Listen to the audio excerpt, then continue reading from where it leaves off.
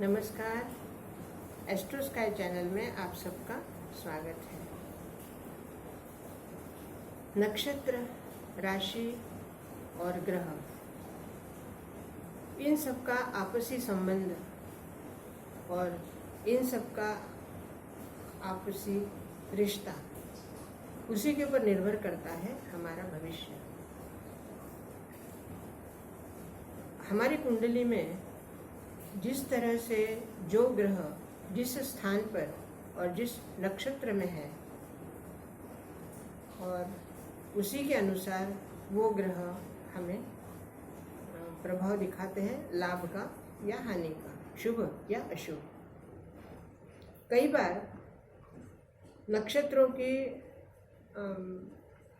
और ग्रहों की आपसी मित्रता की वजह से जातक को बहुत बड़ा लाभ हो जाता है। एक छोटा सा उदाहरण देकर बताना चाहूँगी। अगर किसी की जन्म कुंडली में मकर राशि के श्रवण नक्षत्र में चंद्रमा है और कर्क राशि के पुष्य नक्षत्र में गुरु है,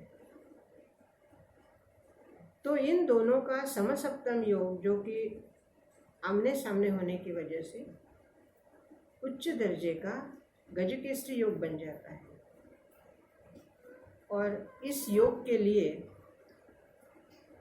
वो व्यक्ति अगर इस योग के बारे में जानता है और उसी समय मान लो गोचर में भी यही योग बन रहा है, तो उस व्यक्ति को बहुत बड़ा लाभ होता है।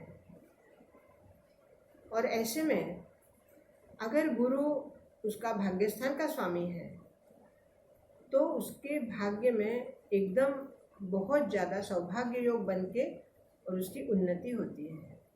भाग्य का जैसे दिखने लगता है कि अचानक इतना भाग्यवान कैसे बन गया ये।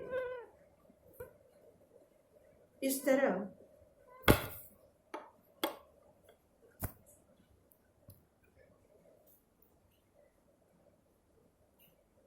जैसे किसी भी जातक की कुंडली में मान लो एक ऐसा योग आता है जो उसे अशुभ योग के प्रभाव दिखाने वाला हो, तो हम उस योग के बारे में समझकर और उससे बच सकते हैं।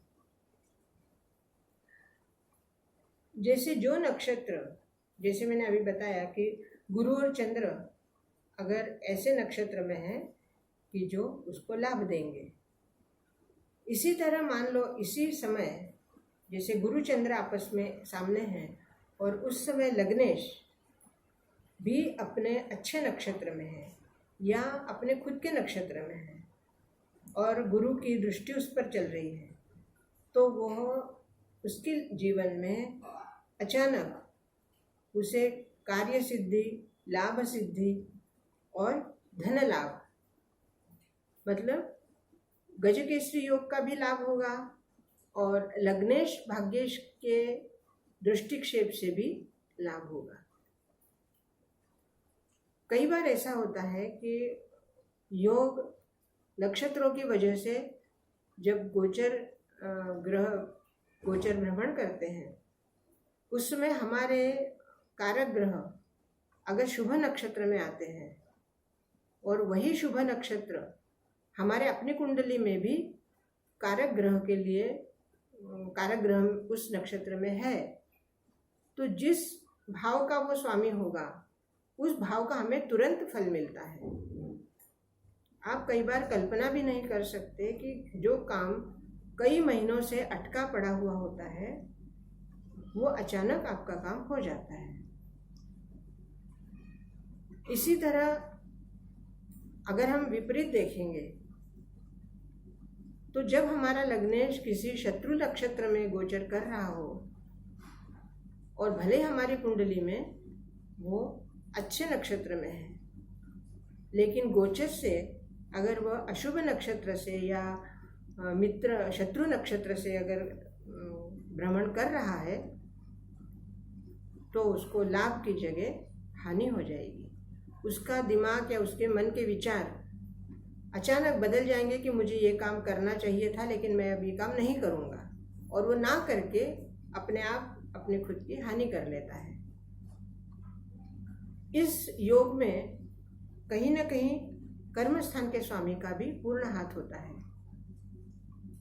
हमें ऐसे लगता है कि हम अपने विचारों से और अपने निर्धारित समय से या जो हमने सोच विचार कर रखा है उसी के अनुसार हम कार्य करते हैं, लेकिन वास्तव में ऐसा नहीं होता। कार्य करना हम सोचते हैं क्योंकि हमारा मन अर्थात हमारा चंद्रमा हमें वो कार्य करने के लिए सोचने को बाध्य करता है। लेकिन आपके अतिरिक्त ग्रह जो कि कर्म स्थान के स्वामी या लग्न स्थान के स्वामी या आपके भाग्य स्थान के स्वामी, वो अगर गोचर भ्रमण में अगर विपरीत नक्षत्रों से जा रहे हैं तो आपका सोचा हुआ कुछ भी काम नहीं होगा।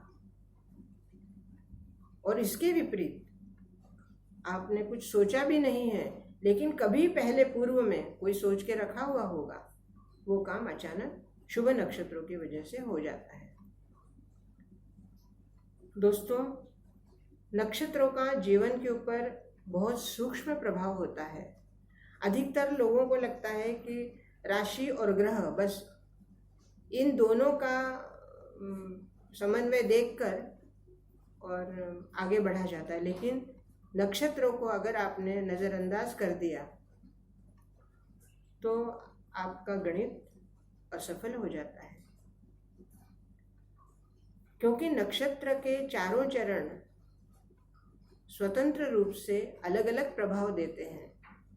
कहने को नक्षत्र एक ही होता है लेकिन उसके 4 चरण होते हैं और चारों चरण स्वतंत्र रूप से प्रभाव दिखाते हैं।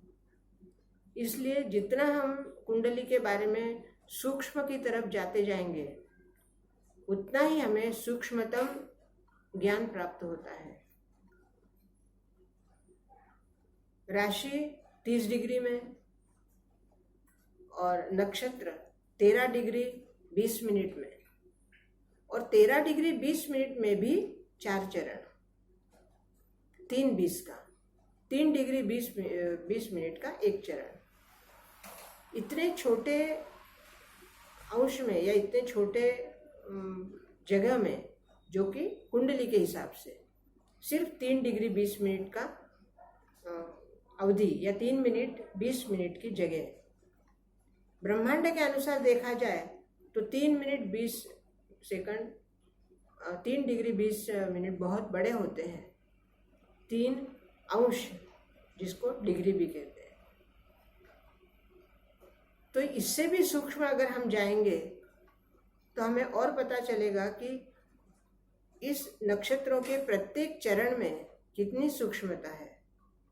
और इसीलिए छोटी छोटी बातों के लिए भी हम जो गणित बनाते हैं, गणित से उसको देखते हैं कि अभी ग्रह या कौन से नक्षत्र से कौन से चरण से भ्रमण कर रहा है, उसी के अनुसार हमारा भविष्य बदलते जाता है। हमारी जो कुंडली होती है वो तो फिक्स होती है। जैसे हमारे जन्म हुआ, कुंडली के ग्रह नक्षत्र एक ही जगह पे फिक्स हो गए और उसी के अनुसार हम आगे का भविष्य बताते हैं। लेकिन भविष्य बताने के लिए गोचर के ग्रह, गोचर के नक्षत्र, गोचर की राशियां, उन सब का देखना अति आवश्यक है। दोस्तों, ये ज्योतिष विषय बहुत गहन है और बहुत विशाल है। इसको समझना मैं अपने हिसाब से सोचती हूँ बहुत कठिन है और शायद एक जन्म में इसे नहीं समझा जा सकता। फिर भी मेरी कोशिश यही रहेगी कि आपके साथ मेरी बातें शेयर करूँ। आपको मेरा चैनल सब्सक्राइब कीजिए, लाइक कीजिए, शेयर कीजिए और बेल बजाइए। बहुत बहुत धन्यवाद।